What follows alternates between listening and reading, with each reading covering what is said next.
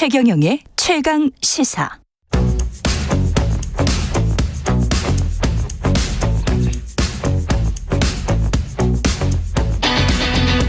심리로 들여다보는 세상 이야기.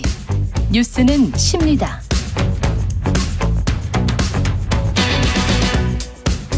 네, 정치, 경제, 사회 등 우리 사회 다양한 이슈를 심리학적 관점에서 풀어보는 시간입니다. 최경영의 최강시사 뉴스는 십니다. 아주대학교 심리학과 김경일 교수 자리하셨습니다. 안녕하세요. 안녕하세요. 예.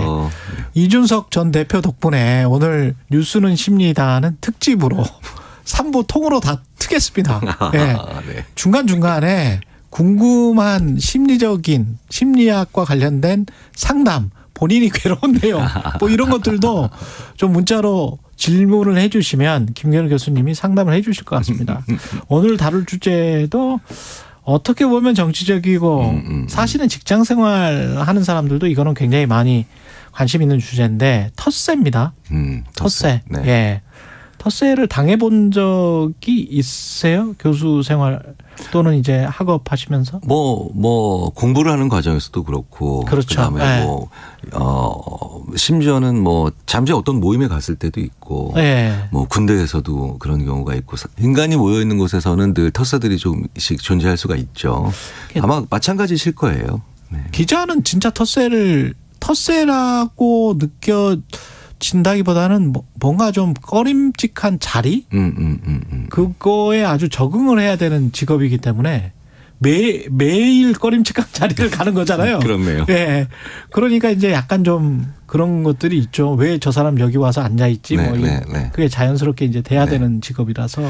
예. 그 심리학에서도 용어들을 이렇게 보면 텃세라고 하면 항상 빠지지 않고 들어가는 게 예. 탓세를 부린다라고 했을 때 테리토리 비헤이비어라는 얘기를 많이 해요. 그렇죠. 네, 예. 테리토리니까 영역이죠. 예. 그러니까 영역에 관련된 행동을 한다라는 건데 영역 보존 욕구 같은 게 그렇죠. 있습니까? 네, 그렇기 때문에 그거는 모든 동물들이 다 가지고 있죠. 그 강아지가 이렇게 산책하다가 나무에다가 쉬하는 거 그거 아니에요? 뭐 마찬가지로. 네. 그래서 내 그거죠? 영역에 네. 들어온 다른 개체들은 네. 일반적으로 대부분의 동물들은 내 영역 안으로 들어온 다른 동물들은 나의 안전이나 생존에 위협을 줄 수 있으니까 그러니까 그런 행동들을 하죠. 근데 인간도 그러니까 당연히 동물의 일종이니까 그런 텃세 행동을 하는 게 이상한 게 아니잖아라고 하실 수도 있겠지만 네. 그렇다면 인간도 다른 동물들이랑 똑같다는 얘기가 되니까. 그러니까. 네, 그래서 제가 가끔 이제 대학원생들이나 아니면 학생들이 좀 텃세를 부리면 신입생들이나 아니면 다른 쪽에서 온 친구들한테 내가 원래 여기에 있었던 터줏대감이다. 네네네. 네, 그런 내가 더 오래 있었다. 그런 걸 과하게 하면 제가 이제 농담으로 이렇게 한마디 합니다. 호모사피엔스인 걸 포기하는구나 너는. 이게 동물이구나. 네네. 그러니까 약간 또 이제 이렇게 넌지시 제가 이제 한마디 하는 경우가 있는데 텃세라고 하는 것이 없을 수는 없죠.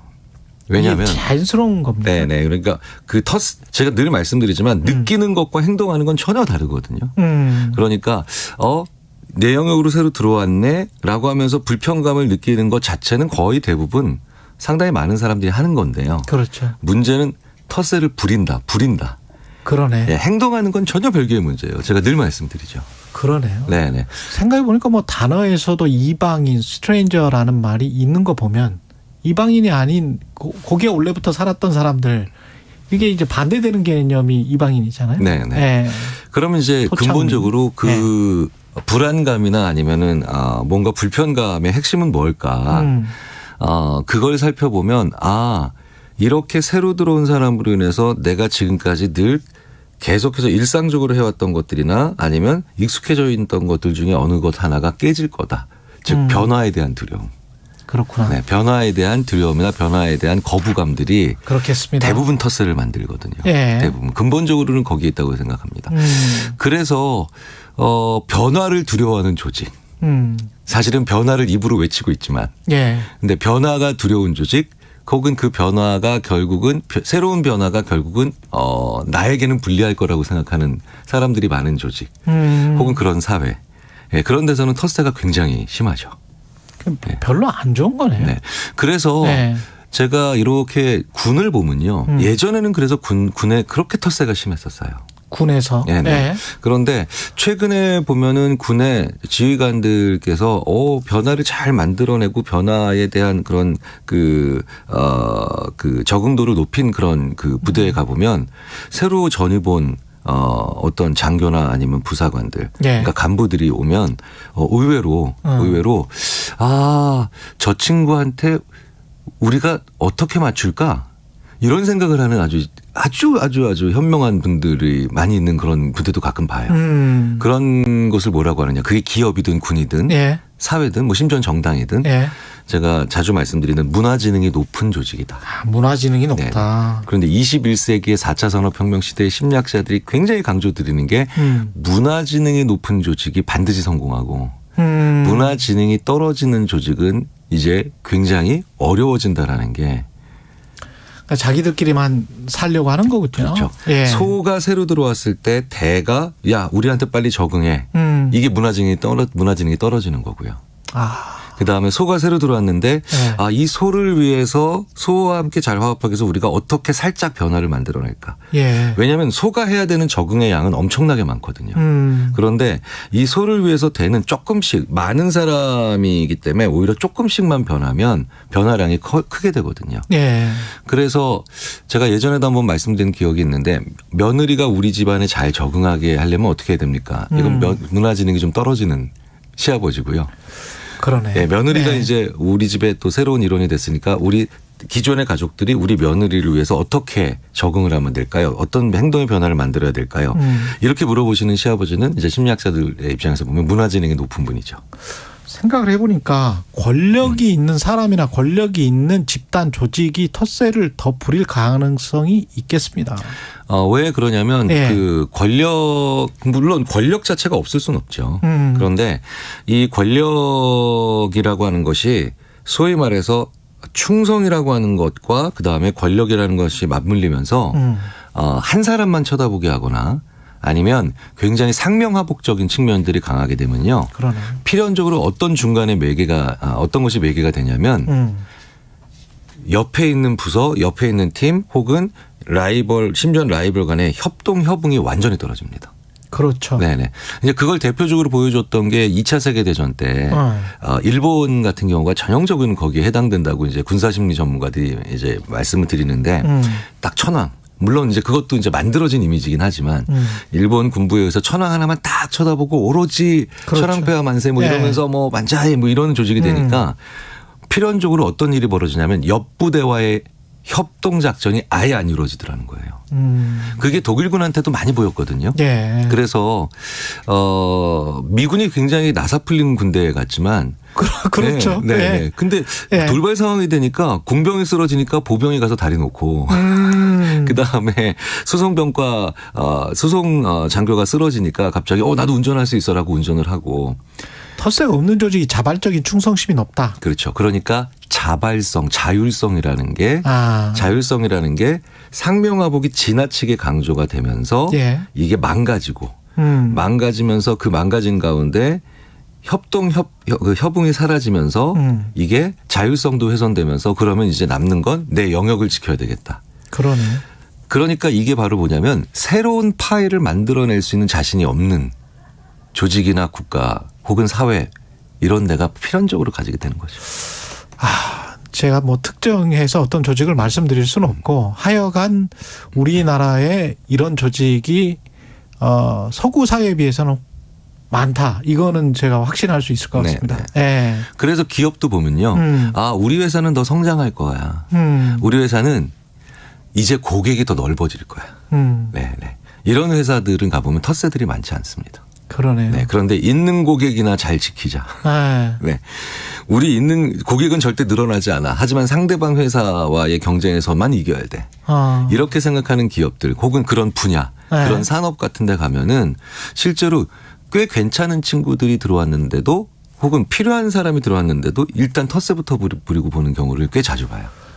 이게 지금 사실은 제가 뭐 경영학 전공을 해서 그런지 모르겠습니다만은 뭐 TSMC의 비메모리 반도체가 잘 될 수 있었던 것도 대만의 중소기업들이 수많은 중소기업들의 협업을 통해서 그들의 창발성을 통해서 네, 이게 네. TSMC가 나온 거거든요. 네, 네. 근데 우리 같은 경우는 수직 계열화된 거잖아요. 삼성뿐만이 아니고 모든 기업들이 수직 계열화되다 보니까 위만 계속 쳐다보고 저 위에 꼭대기에 발주처가 어차피 자기 회사 사람들이니까 계열사가 그렇게 움직이다 보니까 다른 곳과의 협조랄지 협업이랄지 이런 게 조금 좀 서툴지 않나 그런 생각이 드네요. 네, 네. 예. 그래서 이것을 뭐 경영학 말씀을 하셔서 잠시 그쪽과 관련된 말씀을 드리자면 예. 그래서 리더가 자, 절대 지키자. 반드시 이르면 안 된다. 뭐 이런 메시지를 너무 많이 강조를 하게 되면 조직 자체가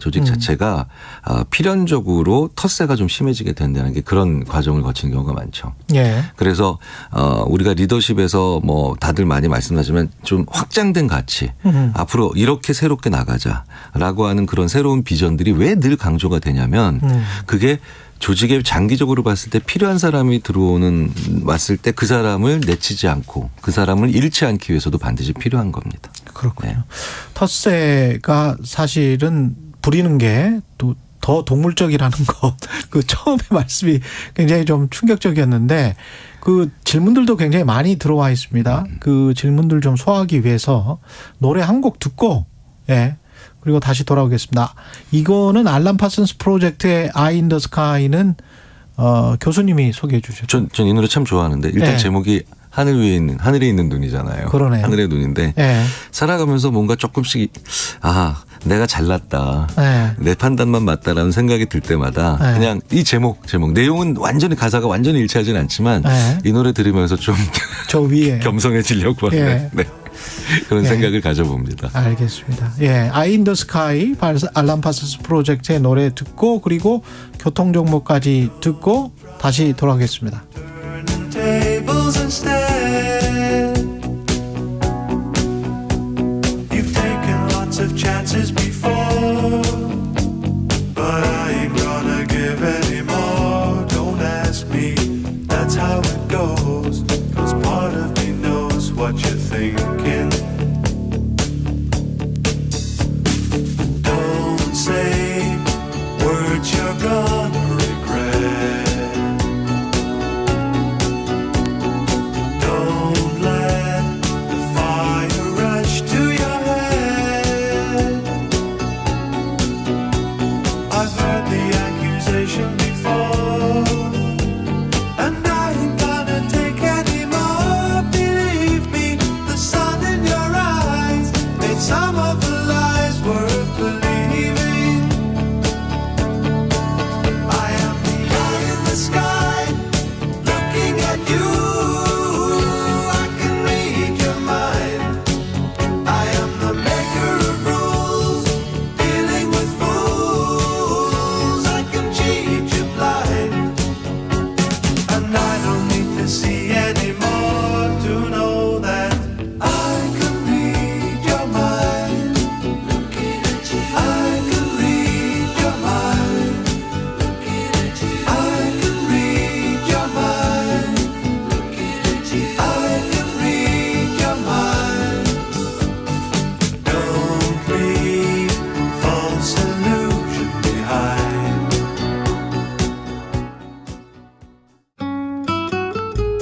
이 시각 교통정보입니다. 서울 시내에서는 내부순환도로 성수분기점 방향 홍지문 터널 3차로에서 사고 났습니다. 홍제램프부터 밀리고요. 강변북로 구리 쪽으론 정체가 조금 더 늘어서 방화대교에서 동작대교까지 막히고 40분 정도 걸리겠습니다. 같은 구간을 지나신다면 올림픽대로가 조금 더 수월하겠는데요. 다만 여의도 지나는 데는 여전히 20분 정도 예상됩니다. KBS 교통정보센터에서 유하영입니다. 여러분은 지금 KBS 1라디오 최경영의 최강시사와 함께하고 계십니다. 네, 8022님 열렬한 청취자입니다. 짜증나는 국내 정치에 지겨운데 음악 좋습니다. 예, 차라리 뭐 이렇게 생각하시는 것 같습니다. 자주 최경영 최강시사에서 좋은 음악 들려주세요. 민수님은 교수님 방송 펑크내는 정치인 심리도 분석 가능한가요? 이거는 4509님은 교수님 이번에 이직을 했는데 안 그래도 이야기하려고 그랬습니다. 새롭게 들어간 팀 멤버들이 점심도 같이 안 먹고 곁을 주지 않네요. 무시하려고 해도 외롭고 고립된 느낌이 드는 건 어쩔 수 없는데요. 시간이 약일까요? 이런 말씀하셨습니다. 4509님 질문부터 먼저 받죠. 네, 이직을 했는데 네. 잘 안 받아준다 팀원으로. 그 이직을 한 분들이 취하시면 좋은 행동이 있어요. 그런데 아무래도 동기부여도 잘 돼 있고 뭐 새로운 결심을 하셨기 때문에 그쪽으로 가셔야 되는데 자칫 잘못하면 반대편으로 가시는 경우가 뭐냐면 새롭게 이직한 분은 잠깐만 내가 이직을 했다는 건 내가 경력직이라는 뜻이잖아요. 그렇죠. 근데 내 경력을 이 회사가 왜 원했을까라고 생각하면 우리가 쉽게 당연히 생각할 수 있는 게 이 조직의 약점을 내가 보완해야 되겠다. 라는 생각을 주로 하시기가 쉬워요. 그렇죠. 네네. 네. 그런데 실제로 그렇다 하더라도 이직하신 분이 그런 텃세의 초반부의 텃세를 좀 잘 피해 가시거나 아니면 잘 이겨내시려면 분명히 조직의 수뇌부나 아니면 뽑는 분들은 우리 조직의 약점을 보완하기 위해서 뽑았겠지만 그 조직이 기존에 있는 조직 구성원들이 그러네. 가지고 있는 자기들도 잘 모르는 그들의 장점을 먼저 보셔야 돼요. 그러네요. 네. 필연적으로 그러면 대화가 이런 거 있죠. 그래야 화합이 되겠네요. 네. 나도 잘 모르는 우리의 장점, 우리도 잘 모르는 우리의 장점을 얘기해 주는 사람과 어떤 욕구가 생기냐? 바로 말씀드렸던 협동의 욕구가 생기거든요. 협동의 욕구. 네네. 그래서 이 회사에는 다른 회사에 넣으면 이런 게 있네요. 라고 하면 그래요? 다른 데는 이런 게 없어요? 라고 하면서 그러게 어떻게 이런 좋은 장비가 있고 어떻게 이런 좋은 것들이 있는지 모르겠네요. 그럼 조직이 혹은 기존 구성원들이 뭘 하기가 좋아지냐면 그럼 그거 당신이 해보세요. 그러니까 그 사람한테 역할을 부여하기가 쉬워지거든요. 그럼 자기가 어떤 특정한 고유한 역할을 부여받게 되고. 네네. 제가 흔히 이런 얘기 드립니다. 텃세 많이 부리는 조직의 특징 중에 하나가 바로 뭐냐. 직책은 명사적으로 분명한데 자기가 하는 일과 조직에 대한 기여도는 불명확할 때. 그게 텃세 부리기 제일 좋은 상황이에요. 어떤 조직이 계속 생각이 나는데 말씀 안 드리겠습니다. 예. 뭐 우리 모두가 조금씩 가지고 있습니다. 측면이기도 하죠. 굉장히 큰 회사들 있지 않습니까? 네네. 큰 회사들은 본부별 또는 사업 부문별로 이게 굉장히 좀 나눠져 있거든요. 그렇죠. 그런데 이제 가령 협업이 필요한 경우가 굉장히 많잖아요. 네네. 우리 사실 정부 부처도 마찬가지입니다. 네네. 정부 부처에서 어떤 특정 고시를 본 사람이 다른 쪽의 그 부처에서 살아남기가 쉽지가 않거든요. 특히 기술고시 본 분들이 그런 이야기를 많이 하던데 행정고시에 비해서 또 소수기 때문에 네네. 이런 것들은 어떻습니까? 똑같은 정부, 똑같은 기업인데 부문별로 그렇게 텃세를 부린다. 예. 제가 예전에 있었던 어떤 자문을 드렸던 한 기업이 마찬가지 비슷한 이유로 되게 이제 고민이 많으셨는데 예. 근무 시간을 좀 줄였어요. 그리고 근무 시간을 좀 줄인 대신 회사 밖에 있는 다른 지역에 있는 주민들과 뭐 북토크를 한다든가 아니면 뭐 공부 모임을 가진다든가 이런 걸 좀 많이 장려를 해줬어요. 예. 근데 갑자기 엉뚱하게도 의외로 그런데 방금 전에 말씀하셨던 그런 현상이 많이 사라지더라는 거죠. 왜 그런가 봤더니 결국 저희들이 추적을 해봤더니 우리가 굉장히 많은 경우에 자기랑 같은 일을 하는 사람들과만 대화를 합니다. 맞아요. 네. 그러다 보니까 용어와 약어에 굉장히 함몰되기가 쉬워요. 그런데 북토크나 아니면 독서 토론회 같은 데 가가지고 뭐 하세요? 사무관님? 이랬더니 저는 이런 일 합니다. 근데 그게 뭐예요? 그러니까 용어와 약어를 쓰지 못하는 상황에 들어가니까 그렇지. 그걸 누구나 알아들을 수 있는 말로 자연스럽게 풀어내더라는 거죠. 경직된 조직에서 경직된 조직 문화에 갇혀 살다가 사람이 말랑말랑해지는 경험을 스스로 해봐야 되는 거예요. 그게 언어가 바뀌는 거예요. 이거를 조금 굳이 그런데도 어려운 말로 표현하자면 영역 특정적 전문 용어를 영역 보편적 일반 언어로 바꾼다. 맞아요. 자, 근데 보시면 아시겠지만 계속 자기들끼리 막 이제 자기네들끼리만 대화하는 그런 분들이 그렇죠. 토론 나오면 딱 특징이 있어요. 그 용어 아냐고. 그렇지. 그러니까 그 용어에 대해서 그러니까 용어 싸움이 돼버려요. 그러면서 이제 토론에 실패를 하게 되는 거죠. 그렇죠. 그러니까 토론이 아니라 무슨 퀴즈 대회처럼 이게 변하는 경우가 되게 많은데 그러면서 나중에 또 나와서 그럽니다. 그런 말도 모르는 인간이 말이야. 그러네. 네. 그러니까 누구나 알아들을 수 있는 쉬운 말로 자기 것을 풀어낼 수 있는 능력을 근무 시간을 거기서는 근무 시간을 좀 줄이니까 그게 2차적으로 가지게 됐던 거죠. 근무 시간을 줄이면서 오히려 자아 개발인 거죠. 이것도 자아 개발을 할 수 있는 어떤 기회를 훨씬 더 늘려주면 외부 사람들과. 그렇죠. 중요한 그래서 내가 하는 전문적인 일 혹은 내 분야의 일을 하다가도 다양한 사람들, 내 분야를 전혀 모르는 사람들 혹은 나랑 전혀 다른 일을 하는 사람들과도 자기 일에 관련된 대화를 자연스럽게 많이 나누는 그런 문화가 그 조직에 정착이 되거나 아니면 장려가 되면 필연적으로 막혔던 장벽들이나 아니면 텃세들이 조직 내부에서 그러니까 조직 외부의 만남을 장려했더니 조직 내부의 벽이 허물어지는 그런 아주 긍정적 효과들이 많이 일어나죠. 이게 사실 우리가 노동 유연성 하는데 노동 유연성을 저는 찬성을 합니다만 사회 안전망이 뭐 서구처럼 조금씩 더 증폭되는 상황에서 그 노동 유연성은 찬성하는데 노동자들이나 직장인들이 느끼는 다른 회사로 가기 싫다라고 하는 게 서구와는 달리 한국이나 일본의 어떤 정년 보장의 문화 그리고 그 이후에 생기는 어떤 이 조직인 그리고 이 조직에 밖으로 가면 이게 너무 강해서 이직이 아주 편한 그리고 그게 자연스러운 서구랑 달라서 노동 유연성이 오히려 떨어지는 거 아닌가 문화적인 것 때문에. 그래서 그거를 밀을 먹는 문화와 쌀을 먹는 문화로 대변하기도 하죠. 왜냐하면 쌀이 보다 더 관계적이죠. 쌀을 재배하는 것은 밀을 재배하는 것보다 훨씬 더 관계적이고 그다음에 옆에 있는 사람과 긴밀한 관계를 가지고 있어야 되기 때문에 그렇게 이제 주로 먹는 곡물에 의해서 우리가 이제 구분하는 학자도 있기는 한데요. 확실히 우리나라는 이직도 사람 때문에 하는 경우가 많고요. 그리고 이직한 새로운 직장에서도 사람 때문에 힘든 경우가 많습니다. 심지어는 갔다가 다시 돌아온 그러니까 최근에는요 정말 많은 경우가 재입사자들이 정말 많아요. 돌아온 분들. 그 돌아온 분들에 대해서 또 부리는 텃세도 또 새롭게 우리가 볼 수가 있죠. 네. 그런데 거기에는 굉장히 재미있게도 내가 회사를 바라볼 때는 나는 일하고 돈 받는데. 그런데 마찬가지로 그렇게 봐야 될 내 동료들은 나한테 왠지 배신한 것 같은 느낌. 이런 것들이 약간 과도기적이죠. 과도기적인데요. 그러네요. 재밌는 건 이 텃세가요. 꼭 그런 건 아니지만 그래도 더 후속 세대, 더 젊은 세대로 갈수록 의외로 그 텃세라고 하는 것이 또 빠르게 사라지고 있는 것도 사실이에요. 이 세대별로도 분명히 차이가 있는 것 같습니다. 왜냐하면 조직에 대한 충성도가 약해라고 아쉬워하시면서도 텃세는 좀 덜 부리지 않나요? 라고 하면 그렇네 라고 하는 분들이 많다는 거죠. 지금 보면 ICT 기업 쪽은 제가 보기에 확실히 그런 문화가 있는 것 같고 이직이 굉장히 좀 자유롭고 그렇죠. 전혀 그런 거를 구애받지 않고 생각하는 것 같고 전통적인 기업들이 그렇죠. 그러니까 전통적이다라고 하는 말에는 그게 있죠. 더 이상 확장이 안 될 거다. 더 이상 성장이 이제 가능하지 않다라고 보는 거죠. 과거의 중우장대 기업들. 네. 그래서 또 다시 한번 말씀드리지만 그러니까 성장하자, 발전하자, 저기로 가자. 이런 쪽으로 우리 한번 나아가 보자.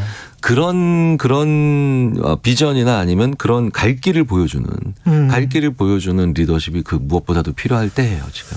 조직이 잘 되려면 리더십이 정말 중요합니다. 계속 교수님이 나오실 때마다 그거는 굉장히 강조를 하시는데 류진현 님은 교수님은 챗 GPT 사용하신다면 무엇을 물어보시나요? 궁금해요. 이렇게. 저도 솔직히 말씀드리면 제 이름 쳐봤고요. 그런데 안 나오더라고요. 안 나오고 저는 가끔 이제 이런 재밌는 질문합니다. 인생은 무엇이라고 생각하니 이런 것부터. 철학적인 질문. 그다음에 제일 예쁜 강아지는 어느 강아지일까? 이런 되게 좀 아주 추상적인 질문과 아주 구체적인 질문을 번갈아 가면서 한번 해보는 걸 좋아합니다. 아까 그 쌀문화 이야기를 하셨는데 어떤 분이 지금 조금 질문을 올려주시겠습니까? 위로 좀 올려주시면 어떤 질문이 있었냐면 귀농을 하고 싶다는 분이 있었거든요. 은퇴 후에 근데 이제 귀농에 일본인들도 그런 책이 나왔었는데 당신이 생각하는 그런 농촌이 아니다. 그렇죠, 그렇죠. 그런 얘기 많이 하시죠. 터세가 굉장히 심하기로 유명하잖아요. 그렇죠. 또는 다른 지역으로 간다 할지 어떻게 해야 되나요? 그럼? 사실 귀농이라고 하는 것은 굉장히 낭만적인 단어이긴 한데요. 예. 자주들 들으시잖아요. 이게 귀농하고 난 다음에 정말 오히려 그쪽 텃세가 더 막 정말 그렇죠. 끔찍하다, 도시에 뭐 비해서. 심하다라고 얘기하는데 그쪽이 바로 뭐냐면 아직도 자원감이 충분치 않아서 그렇습니다. 보통 이런 식으로 표현하는데 무슨 얘기냐면 자원이 많지 않고 그리고 좁게 사람의 이동이 마음의 이동이 적은 그런 곳일수록 좁은 관계 외의 관계를 되게 적대시해요. 가깝지 않은 관계를 적대시합니다. 네네. 적대시할 필요는 없는데 그죠? 네. 그러니까 이게 그래서 느슨하지만 다양한 관계가 되게 중요한데요. 그러니까 이게 느슨하다라는 게 무슨 뜻이냐면 구속력은 떨어지는 거예요. 구속력이 떨어지죠. 그렇죠. 근데 다양한 관계죠. 네. 그러니까 귀농을 한 분들이 이렇게 어려움을 겪고 있다라고 하는 건 농촌의 다양한 관계가 만들어지고 있지 않다는 겁니다. 기존에 계신 구성원들 사이에서. 상대적으로 도시는 그런 느슨한 연대가 있고. 그렇죠. 그럼 느슨하다라는 게 무슨 뜻이냐면요. 일하는 것으로 만들어진 관계는 느슨하기가 어려워요. 그렇겠습니다. 긴밀해야 되기 때문에. 그러니까 일이 아닌 것으로도 사람을 만나는 사회. 그다음에 내 생업과도 무관한 일들에 대해서도 사람들이 즐길 수 있는 사회. 그런데 이 농촌에 가서 보면 특히 귀농한 분들이 많이 힘들어하는 그런 곳을 가보면 심리학자의 눈을 보면 오로지 농사만 지세요. 오로지 농사만. 오늘 이준석 전 대표가 안 나오는 바람에 여러 가지 궁금증을 다 풀 수 있는. 그래서 문화적인 수준이 좀 올라갈 필요가 있어요. 귀가 따갑게 우리가 그런 얘기를 하고 듣지 않습니까? 소위 말해서 경제는 많이 올라갔지만 문화도 같이 올라가야 된다. 그런데 그런 이유 중에 하나가 바로 뭐냐? 시간이 오히려 부족했습니다. 뉴스룸입니다. 김경일 교수였습니다. 세계보건기구 WHO가 1급 발암물질로 지정한 미세먼지. 특히 초미세먼지는 코와 입에서 걸러지지 않고 폐 속 깊이 들어가 각종 질병의 원인이 되기도 하는데요. 미세먼지 예보가 약간 나쁨일 때부터 야외 활동을 자제하고 외출할 땐 식품의약품안전처에서 인증한 KF80 이상의 황사 마스크를 씁니다. 실내에 머물러도 안전한 건 아닌데요. 특히 좁은 공간에 사람이 많거나 굽는 요리를 할 때는 미세먼지가 더 늘어날 수 있습니다. 이럴 때는 미세먼지 농도가 낮은 시간대를 골라 환기를 하고 청소를 자주 해야 하는데요. 미세먼지가 오히려 넓게 퍼지는 진공 청소기 대신 분무기로 공중에 물을 뿌려 먼지를 가라앉힌 뒤에 닦아내는 게 좋습니다. 미세먼지 피해 예방, KBS 라디오가 함께합니다.